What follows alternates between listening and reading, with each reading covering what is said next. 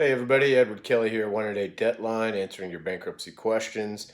Just going to go into a little more detail about the new Chapter 11 Small Business Reorganization Act, which is a big deal, especially in these COVID times, for streamlining Chapter 11 and suiting it to small businesses. For a long time, small businesses haven't been able to fit under this chapter, often due to the complexity, expense, and resources needed to make it through a Chapter 11, which can last years.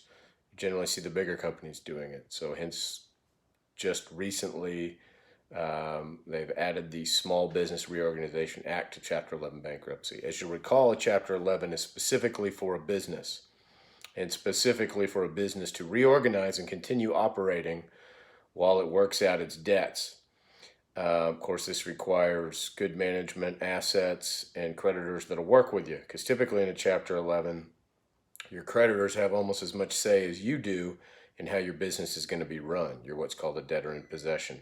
So in this video, I'll speak to the first major change in the Small Business Reorganization Act, which makes the Chapter 11 much more like a 13 for an individual, meaning there is not necessarily going to be a creditor committee at all, which is a central feature of Chapter 11. You now, your business, has the power to create a plan which is far superior in consideration by the trustee to anything offered by your creditors, and a plan you can reasonably expect, if it's fair and practical, to be confirmed over the objections of your creditors. This is a almost fundamental difference from how Chapter 11 normally works. And really, you need that power with small business, because often your creditors are giant companies or large companies with far more power and resources, particularly for lawyers, than you have.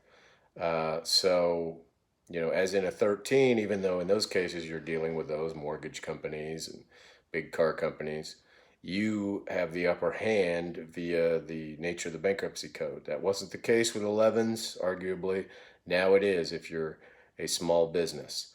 And in the next video, I'll talk about the requirements to fit into the Small Business Reorganization Act. How small do you have to be? So tune in tomorrow. And as always, you can reach me at 1-8 Deadline, Edward at worthlawoffice.com, WIRTH lawoffice.com, or on Facebook at Oklahomans for Debt Relief. Talk to you soon.